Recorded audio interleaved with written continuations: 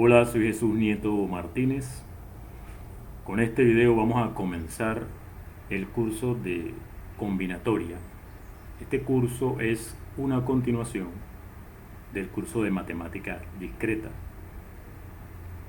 Está basado en, así como aquel curso, en algunos capítulos del libro Matemática discreta de Norman Biggs. En este curso vamos a abordar los siguientes temas. De la parte 2 del curso, parte 2, ¿dónde está la parte 2? Aquí. El capítulo sobre algoritmos, eficiencia de algoritmos. Seguimos con conceptos básicos sobre grafos, árboles, grafos dirigidos y finalmente nos vamos a la parte más combinatoria en sí, que sería particiones de un entero positivo. La meta es la fórmula o la manera de calcular la cantidad de particiones de un entero positivo. Eso lo vamos a hacer desde el punto de vista o utilizando el método de series formales, series de potencias formales que generan fórmulas para sucesiones. Entonces, utilizando eso, que aquí en este libro lo llaman funciones generadoras, que ni son funciones ni son generadoras, pero bueno, así se llama eso. Son series de potencias formales. Los coeficientes de esas series de potencias forman una sucesión. Esa sucesión nos va a decir cómo calcular la cantidad de formas en que se puede partir desde el punto de vista de la suma un número entero positivo. Esa es la meta del curso, o sea, es el objetivo final. Entonces vamos a ver esos temas que mencionamos acá. Eso con el libro de Norman Biggs, Matemáticas discretas. Vamos a ir consultando otros libros que te voy a ir mencionando a medida que se vaya desarrollando el curso. Voy a estar utilizando el Jupyter Notebook, específicamente Jupyter Lab, el Jupyter Lab, como sea que se pronuncie eso.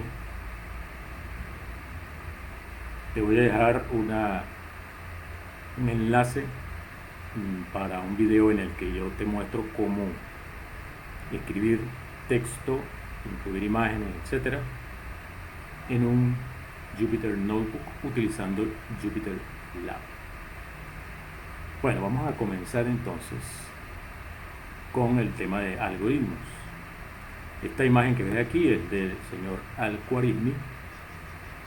Según Donald Knuth, el gurú de la programación, recuerden que Donald Knuth escribió El arte de programar ordenadores, una obra monumental en varios volúmenes. En el volumen 1 tú puedes ver en la parte de algoritmos una excelente introducción al tema sobre algoritmos, y ahí menciona Donald Knuth que el nombre históricamente de algoritmos se origina a partir del nombre de Al-Khwarizmi, este señor que ve aquí. Bueno, es un comentario histórico. Lo que nos interesa es, bueno, ¿qué es un algoritmo? No vamos a hacer una definición formal de algoritmo porque eso ya es un problema. Se puede entrar en una discusión incluso filosófica acerca de lo que es o no es un algoritmo. Vamos a quedarnos con la idea de que es un conjunto finito de instrucciones que tú sigues de manera sucesiva, haciendo operaciones que te permiten resolver algún tipo específico de problemas. Vamos a quedarnos con las características que debe cumplir una tal sucesión de pasos, una tal sucesión de operaciones. Para considerarla como un algoritmo, debe cumplir con las siguientes condiciones. Debe tener las siguientes características. Tiene que ser finito, tiene que terminar el proceso en una cantidad finita de pasos.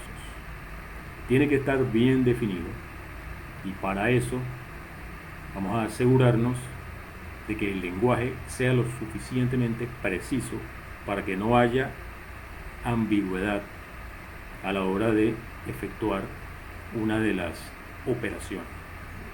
A la hora de llevar a cabo uno de los pasos, eso tiene que estar muy bien escrito, de manera que no hay confusión.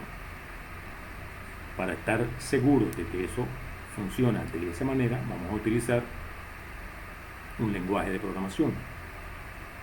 En nuestro caso vamos a utilizar Python, por eso estamos utilizando esta herramienta de Jupyter Notebook. Entonces tiene que estar bien definido. Nosotros vamos a utilizar un lenguaje de programación, Python en este caso. Un algoritmo debe recibir 0 o más datos de entrada y debe arrojar 1 o más datos de salida. Entonces, para que sea un algoritmo, la lista de pasos debe ser finita, tiene que estar bien definido, debe entenderse perfectamente qué es lo que se debe hacer en cada paso. Eso uno lo asegura escribiéndolo mediante un lenguaje de programación. Recibe 0 o más datos de entrada y arroja 1 o más datos de salida. Vamos a comenzar con el famosísimo ejemplo de el algoritmo de Euclides para obtener el máximo divisor común de un par de números enteros A y B. El algoritmo consta de 3 pasos.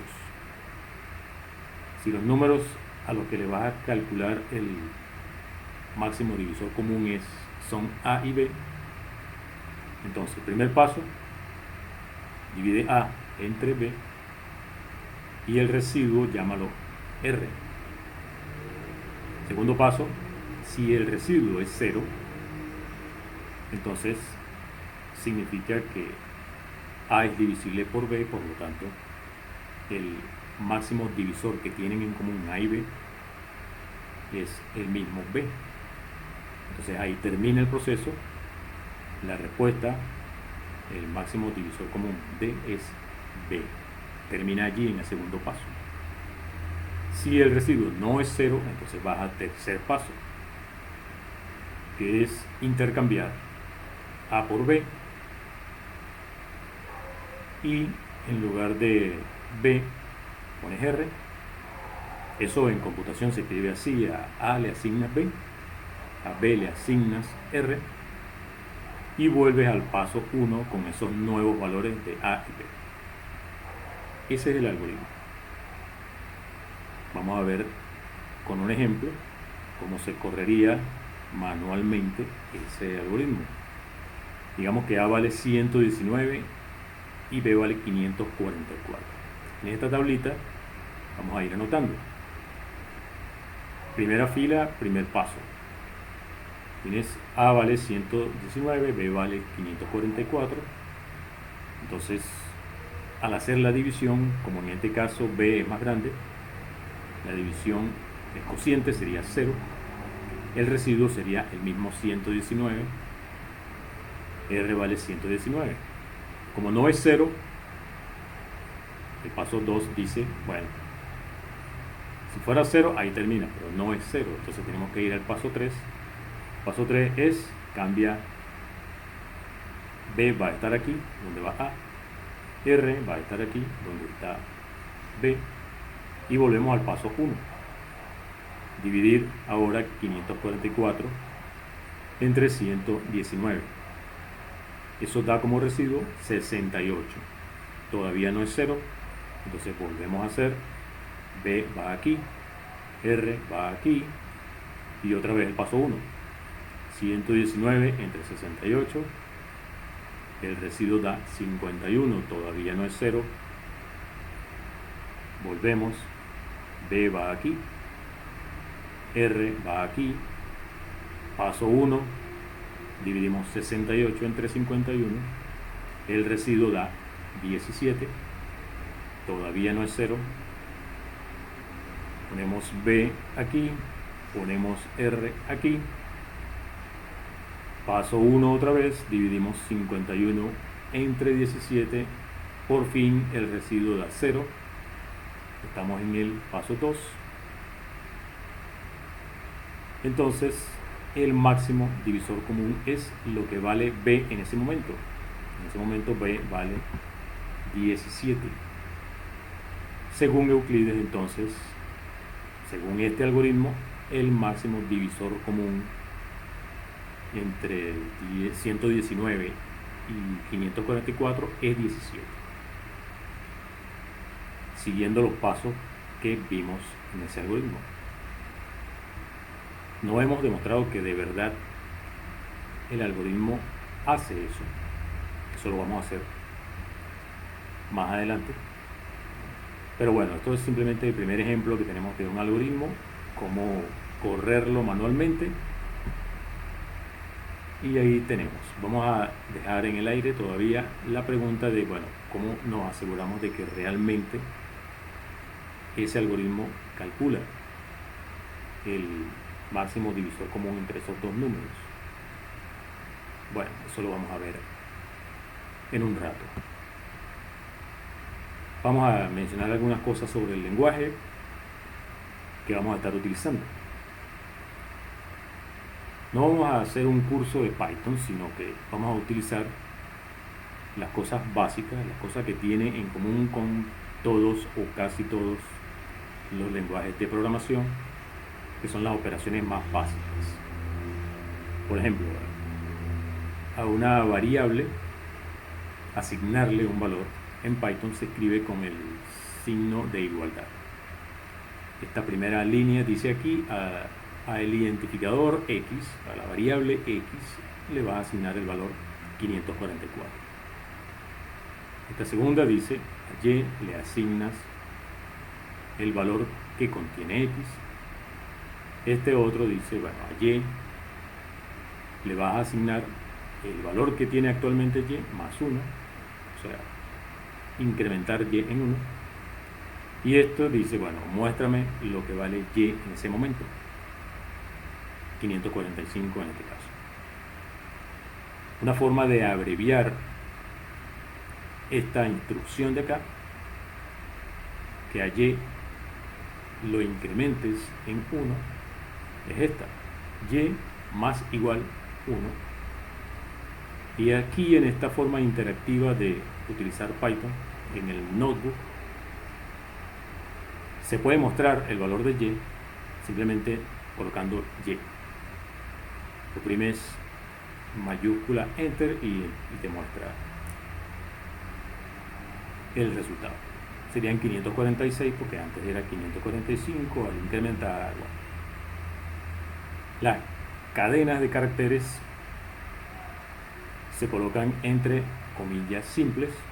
Entonces a la variable palabra aquí le estamos asignando la cadena de caracteres hola. Con esta línea estamos preguntando qué tipo de dato hay guardado aquí en esta variable palabra. Tipo de dato str, que significa una cadena de caracteres. Las operaciones básicas, bueno, la adición se escribe con el signo de suma, la multiplicación se escribe con el asterisco, la exponenciación, la x elevado a la 3, se escribe con doble asterisco, la base, doble asterisco, el exponente, la división con la diagonal, barra diagonal, Si quieres solamente la parte entera de la división, pones doble barra diagonal para obtener el residuo. Al dividir un número entre otro, coloca el signo de porcentaje. Lo que sí vamos a aprovechar de Python es el tipo de dato lista.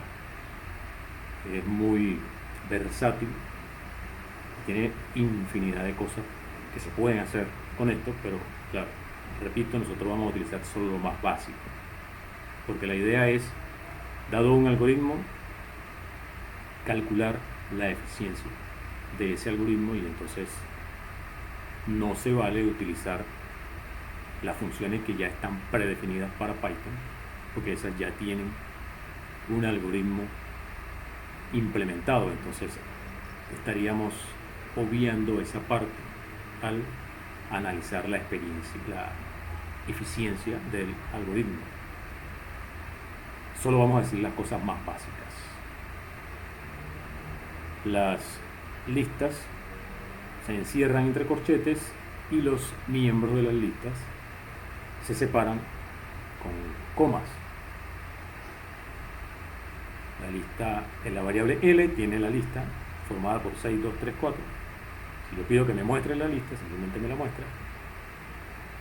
Este comando calcula la longitud de la lista. En este caso son 4 términos que tiene esa lista, 4 miembros que tiene esa lista. La sintaxis para los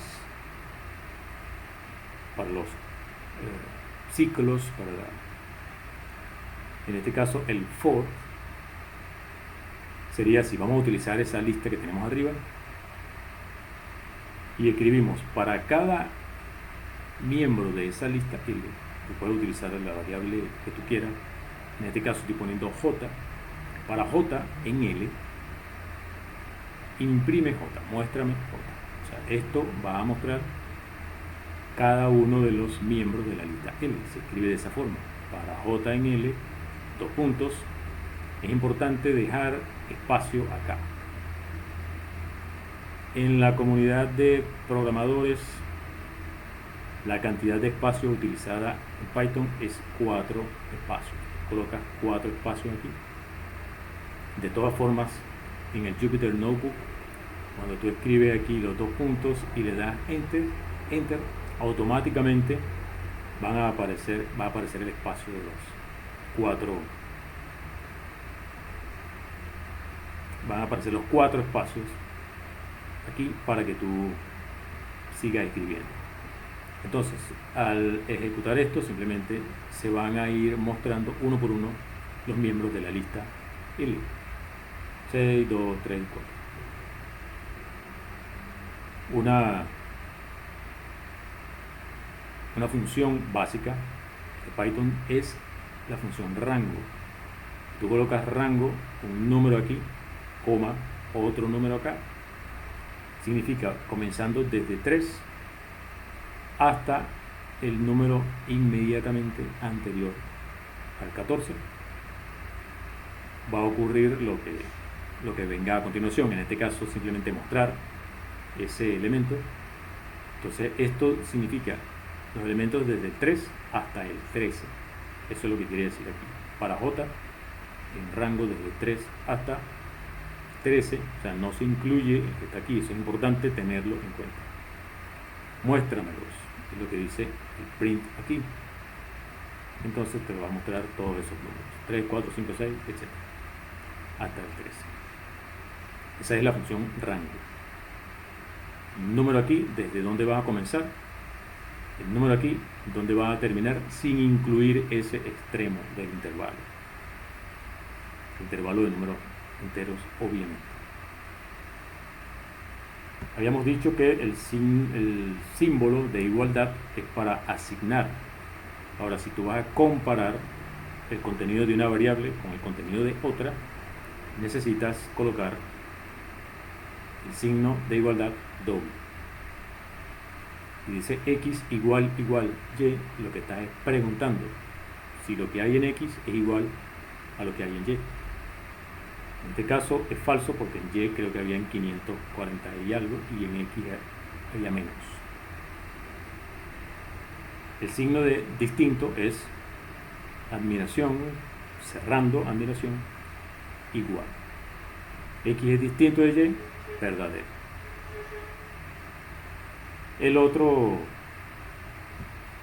La otra forma de iterar es con el while, así como en muchos lenguajes de programación. Inicializa un contador, digamos J vale 10, mientras que J sea distinto de 0, hacer lo que viene a continuación, lo que esté indentado aquí, lo que esté después de los 4 espacios. Muéstrame, todavía J no es 0, una cadena de caracteres, fíjate que está encerrado entre comillas simples. Mientras J sea distinto de 0, va a estar imprimiendo esto, va a estar mostrando este texto. Siguiente paso, a J le vas a restar 1. Recuerda que esto, así como más igual 1 significa increméntalo en 1, menos igual 1 significa disminúyelo en 1. Entonces esto lo que va a hacer es, como J vale 10, entonces en el primer paso J es distinto de 0, entonces imprime eso. Retas 1, J sigue siendo distinto de 0, vuelve a imprimirlo. Y va a seguir imprimiéndolo hasta que J sea 0. O sea, en total, aquí va a haber 1, 2, 3, 4, 5, 6, 7, 8, 9 y 10. Porque ya para la última J es 0, entonces no imprime la última. Entonces esto es, tenemos el for y tenemos el while en Python, así como en otros lenguajes de programación. Y bueno, para controlar tenemos el if. Comparamos si J es 0, muéstrame, J ya es 0, ya J es 0. Este J es el mismo de arriba, así que ya es 0, por lo tanto se imprime. Aquí tenemos otro ejemplo. Si J es mayor que 0, haz esto. Si no, haz esto otro. Como en este caso J vale 0, entonces no es verdad la primera, por lo tanto se va a ejecutar la segunda. Recuerda que es importante los 2 puntos al final de la prueba, los 4 espacios para el contenido de lo que se va a ejecutar si se da esto. Si no se da, entonces colocamos else, la parte else del if, coloca 2 puntos, igual que antes, 4 espacios y lo que vaya a ejecutar en caso de que no se dé la prueba, la primera prueba, se ejecutaría esto. En este caso, en este ejemplo, J recuerda que valía 0, por lo tanto no se da la primera, se da la segunda, se muestra este texto, se muestra ese texto.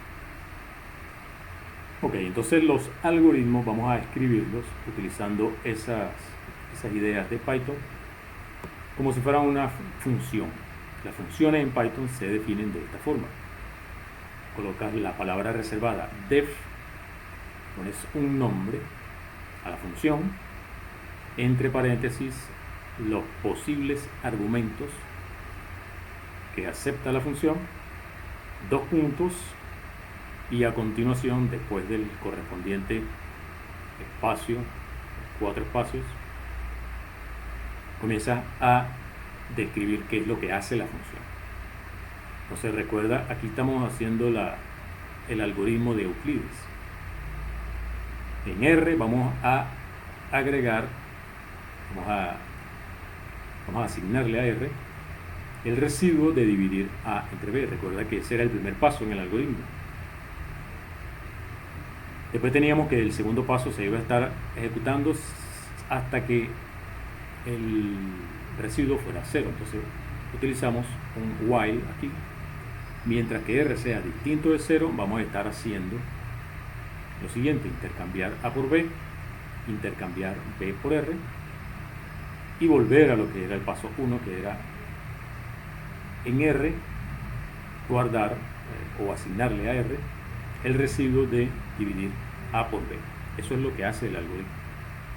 Esto lo va a estar haciendo hasta que el residuo sea 0. Cuando ya sea 0, deja de hacerlo y el contenido que tiene B, la variable B, en ese momento, al final, eso es lo que vale el máximo divisor común, así que eso es lo que va a devolver la función. Entonces el comando es return y en este caso sería B. La función devuelve B. Esto describe el algoritmo de Euclides, el algoritmo de la división.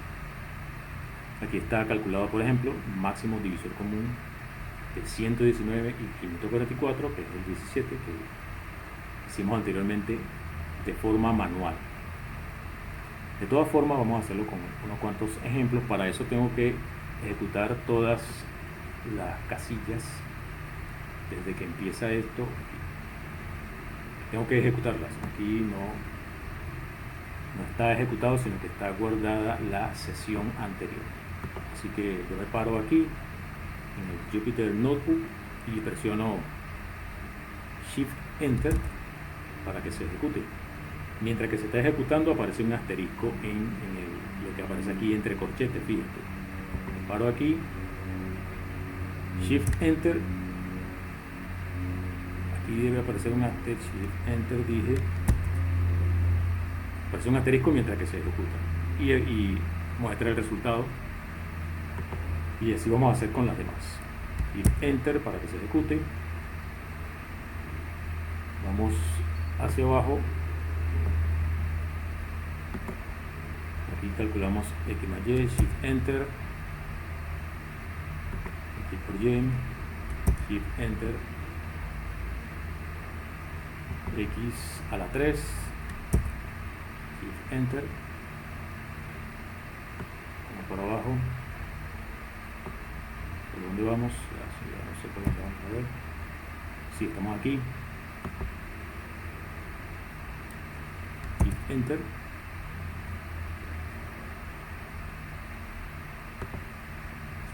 Enter, bajamos, Enter, Shift Enter, este es el for que hicimos anteriormente, este es el otro for, bajamos, ¿dónde estoy? Aquí, Shift Enter, Shift Enter, debía haber hecho eso desde el principio, pero bueno. Ya que vamos abajo, entonces para que entienda que está definida tengo que darle Shift Enter. Esto solamente la define, no arroja ningún resultado, solamente es la definición. Aquí sí vamos a efectuarlo. Ya al darle Shift Enter a esta celda tenemos la función definida, la función MDC de los números AP. Aquí la calculamos, ya dijimos que eso daba 17 según lo anterior, pero vamos a hacerlo con otro ejemplo. Un ejemplo trivial, digamos aquí es 7 y aquí, o sea, vamos a poner dos números primos aquí para que nos dé el producto. X5, por aquí. Tiene que dar 35 acá el resultado. Estoy hablando del máximo, del mínimo como un múltiplo, y aquí es el máximo divisor común. No hay 35 sino 1. Son números que son coprimos. Okay. Entonces vamos a poner, por ejemplo, 35. Si pongo 35 ahora, esto debería darme ¿cuánto? 5 esta vez, ¿no? 5. Ok, entonces bueno, aquí está la prueba con otro. 3.456 y 23.649. 3. Ok, eso es para probar con algunos números. Ajá. Muy bien, eso nos mostró un poco el lenguaje que vamos a estar utilizando. Vamos ahora a analizar algoritmos. ¿Qué significa que un algoritmo sea correcto? Bueno, el algoritmo tiene que hacer lo que uno pretende que haga. Y no solamente eso, sino que recuerda que en una cantidad finita de pasos debe terminar el algoritmo. Aquí hay un ejemplo de una función. Tiene un argumento llamado n. Mientras que ese n sea mayor que 1, tú vas a hacer lo siguiente. Si el número es par, o sea, si el residuo al dividir entre 2 da 0, entonces ese número lo vas a cambiar por su mitad. O sea, divide el número entre 2. En caso contrario, el número lo vas a hacer más grande, lo multiplicas por 5 y le sumas 1. Entonces, dependiendo de cómo sea el número, vas a estar haciendo esto, mientras que el número sea mayor que 1. Si el número es par, lo divides entre 2. Si el número es impar, lo multiplicas por 5 y le sumas 1. Eso es lo que hace esa función. ¿Okay? Entonces, si se lo aplicamos al 3, esta función hace lo que tiene que hacer y devuelve el valor de n, que tiene que ser 1 o menor que 1, si se pudiera, ya que en lo que no se cumple esto, se detiene y arroja el resultado. Entonces, con el 3 se detiene ese valor. Pero, cuidado con hacerlo con un número cualquiera. Por ejemplo, si tú lo haces con el 5, aquí tenemos una tabla que recoge los valores al hacerlo con el 5. En el primer paso, bueno, n vale 5 obviamente, porque estamos diciendo aplicarle la función al 5. N vale 5. Como es impar, multiplicas por 5 y le sumas 1, da esto. Como es par, tomas la mitad, da esto. Como es impar, multiplica por 5 y le sumas 1, da esto. Como es par, tomas la mitad. Como es impar, multiplica por 5 y le sumas 1. Como es par, toma aquí. 116, la mitad, no es esto. Aquí falta un paso. Hay que corregir aquí. Esto hay que corregirlo. Y no es de 166. La mitad va aquí en este paso.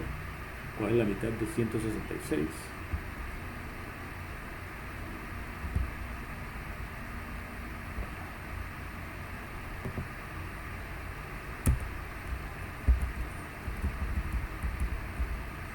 Quiero poner aquí este carácter. Ajá. Y aquí entre dólares para que se vea con el formato en látex. La mitad de este número, 83.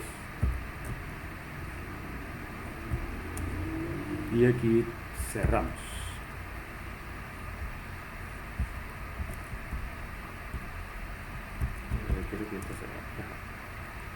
Entonces ahora sí, como es impar, multiplica por 5 y le sumas 1, da esto. Me faltaba ese numerito aquí, el 83. Muy bien, entonces da 416. Como es par, la mitad. Como es par, la mitad. Como es par, la mitad. Como es par, la mitad. Y fíjate lo que está pasando aquí, el 26. Ya nos había dado antes el 26. ¿Qué va a pasar? Que esto se va a quedar en un bucle infinito, en un tiempo infinito, nunca se va a detener porque va a dar 26, luego va a dar esta sucesión de números y me va a dar 26 otra vez. Así que esta función, si yo le pido que lo calcule para el 5, se va a quedar en un bucle infinito. Por lo tanto, esto es un ejemplo de un algoritmo que no es correcto. O según lo que consideramos al principio, esto no sería para nosotros un algoritmo, simplemente por la definición que estamos adoptando. En cambio, el algoritmo de Euclides sí, si termina, vamos a garantizar que termine, vamos a ver cómo se garantiza que termine. ¿Cómo es el proceso? Tienes A y tienes B, entonces tú divides A por B, tienes un primer residuo, un número R1, estrictamente más pequeño que B y no negativo. Si ese R1 no es 0, entonces continúa. ¿Continúa cómo? Bueno, R1 va a estar aquí, B va a estar aquí, estamos intercambiando los papeles, recuerda, y ahora hacemos el cálculo con B y con R1. Hacemos la división, eso nos va a dar un residuo R2 estrictamente menor que R1, no negativo, y así seguimos. Si R2 es distinto de 0, ahora R2 va aquí, ahora R1 va aquí y volvemos al paso 1. Al hacer la división tenemos un residuo R3, etc. Y así R4. ¿Cuándo se va a detener esto? Cuando por fin uno de los residuos sea 0. Cuando Rn sea 0, vamos a estar en estas condiciones. Rn-2 sería Rr-1, Rn-1, por el residuo Qn para ese paso, que el residuo Rn es 0, se nos quedaría esto, entonces este número es divisible por este, y ya tenemos el resultado. ¿Okay? El resultado es lo que en ese momento era B, que sería Rn-1. Rn-1 sería el máximo divisor común de A y B. Aquí solamente estamos viendo que se detiene. Por lo menos vemos que se detiene el proceso. ¿Cómo estamos seguros de que se detiene? Porque los residuos que nos están dando son siempre estrictamente menor que los anteriores. Este es estrictamente menor que B, este es estrictamente menor que R1, este es estrictamente menor que esto y no negativo. Entonces, como el conjunto de los números naturales está bien ordenado, todo conjunto no vacío tiene un primer elemento. Entonces, como consecuencia del principio de buena ordenación del conjunto de los números naturales, cualquier sucesión que sea estrictamente decreciente de números naturales se termina, porque tiene un menor elemento por el principio de buena ordenación, principio de buen orden en él. Ok, eso es para garantizar que termina, ese algoritmo termina en una cantidad finita de pasos. Lo que tenemos que ver ahora es que efectivamente Rn-1 es el máximo divisor común de A y B. O sea, tiene que dividir a A y tiene que dividir a B en primera instancia. A partir de la última, sabemos que Rn-1 divide a Rn-2. Como Rn-1 divide a Rn-2, Rn-1 divide a Rn-2, entonces podemos sacar factor común Rn-1 de aquí y ver que divide a Rn-3. Entonces divide a Rn-2 y divide a Rn-3. Como divide a Rn-2 y divide a Rn-3, puede sacar factor común de aquí, Rn-2, y ver que divide a Rn-4. Y así sucesivamente hasta arriba verás que divide a B y que divide a A. Entonces, primer paso para ver qué es el máximo divisor común, divide A y divide a B. Y ahora tienes que ver que si divide A, ya sabemos que divide A y divide a B.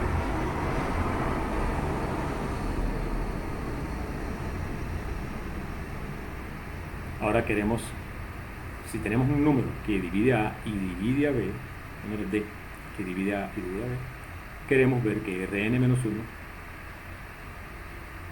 es divisible también por ese número D. Con eso tendríamos que Rn-1 es el máximo. Entonces, vamos a ver lo que dice la primera ecuación. Recuerda, estamos suponiendo que un número dado D divide a A y divide a B. Queremos ver que también divide a Rn-1. Entonces ese número D, como divide a A y divide a B, despeja R1 de aquí, y entonces ese número D divide a R1 también. Entonces, como divide R1 y divide a B, a partir de esta ecuación obtienes que también divide R2. Como divide R2 y divide R1, a partir de esta ecuación divide R3, así sucesivamente. Hasta que en esta ecuación se ve que divide a Rn-1. Listo, cualquier número que divida a A y divida a B también divide a Rn-1. O sea que Rn-1 es el divisor más grande que tiene A y B. Hemos demostrado que ese algoritmo es correcto. ¿Okay? El algoritmo de Euclides es correcto. Se detiene, tiene su dato de entrada, su dato de salida, efectivamente calcula lo que nosotros queremos que calcule. Aquí tenemos un ejemplo más. Fíjate lo que calcula este algoritmo. Se llama S, acepta dos argumentos, n y m, digamos, y hace lo siguiente: mientras que m sea positivo, incrementa n, o sea, aumentale 1 a m y réstale 1 a m. Cuando ya m deje de ser positivo, entonces muéstrame lo que vale m. ¿Okay? Entonces la prueba aquí es lo que vale m. Eso es la prueba. Ese valor, entre que m sea mayor que 0, va a estar disminuyendo, ¿no? Aquí según esto, m menos 1. Mientras que sea positivo, le vas a ir restando 1.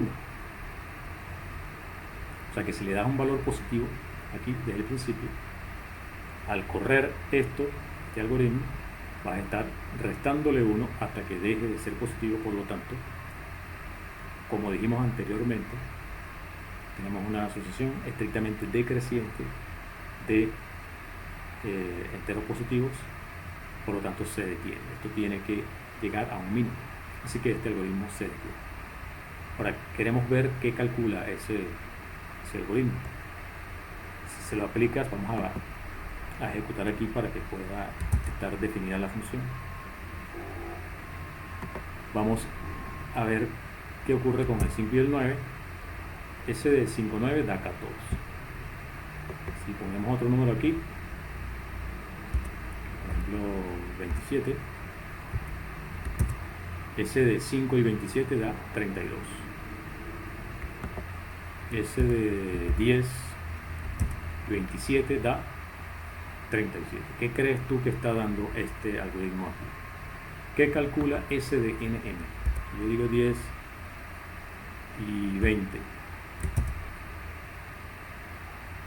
30. Parece que está dando la suma de esto y esto. Pareciera que esto calcula la suma del valor que pongas en n y el valor que pongas en m. Eso es lo que parece, ¿verdad? Vamos a analizarlo. Supongamos que en el paso j, n vale n sub j y m vale m sub j. ¿Okay? Si en ese momento m es positivo, o sea, si mj es positivo, entonces la instrucción es nj más 1, o sea, el siguiente valor va a ser nj más 1. Y el siguiente valor de m, o sea, lo que llamamos mj más 1, va a ser mj menos 1. Sumarle 1 a nj, restarle 1 a mj. Esos nuevos valores, nj más 1 y mj más 1, si tú los sumas, ¿cuánto da? N sub j más 1 más m sub j más 1, que es esto más esto, da nj más mj. O sea, en cada paso, del paso j al paso j más 1, la suma de esos resultados no cambia, sigue dando nj más nj. En ese sentido, uno dice que la suma de los valores en los argumentos, esa suma es invariante por ese algoritmo. O sea, es una cantidad que va a ser la misma independientemente de los valores que tengan los argumentos. Se llama invariante. ¿Cuál es el resultado que arroja ese algoritmo? Es el último valor de los nj. Recuerda que la función devuelve n en cada paso. En el paso j sería nj. El último de los n sub j es lo que es el resultado. n0 era n, m0 es m. n1 sumarle 1 a n0, o sea, n más 1. m1 restarle 1 a m, m menos 1. En el siguiente paso, sumarle 1 a este, n más 2. En el siguiente paso, restarle 1 a este, m menos 2, etc. Así sucesivamente. ¿Cuándo se va a detener? Cuando este sea 0. ¿Cuándo este va a ser 0? Cuando lo que le está restando aquí sea m. O sea, hay una cantidad m aquí. O sea que en ese momento, cuando esto es 0, es exactamente cuando le está sumando a esto m. Y la función arroja como resultado n sub el último paso, o sea, n sub m. Y n sub m es exactamente n más m. O sea que esto demuestra que esa función calcula efectivamente la suma de n y m. Entonces tenemos un par de ejemplos de algoritmos que son correctos, que hacen lo que uno tenía pensado que hacía. O sea, aquí vimos que este algoritmo calcula la suma de n y m. Vamos a verificarlo, verificamos eso. También verificamos que termina porque la prueba está hecha con el número entero m, entero positivo, y se le va disminuyendo 1 en cada paso. Por lo tanto, por el principio de buena ordenación, se detiene, termina ese algoritmo. Entonces termina, es correcto, porque hace lo que queremos que haga, tiene sus datos de entrada, tiene sus datos de salida. Según nuestra definición, es un algoritmo y es un algoritmo correcto. Entonces, hemos visto un par de algoritmos, hemos visto lo que significa para nosotros que el algoritmo es correcto. Lo que vamos a hacer en el siguiente video es, ok, tenemos algoritmos correctos, pero no basta con que sea correcto. Ahora queremos que el algoritmo sea eficiente, que sea computacionalmente barato, que sea económico. Vamos a calcular eficiencia, vamos a estudiar la eficiencia de algoritmos. Eso vamos a hacerlo en el próximo video. Esto vamos a dejarlo hasta acá. Soy Jesús Nieto Martínez. Nos vemos en el próximo video.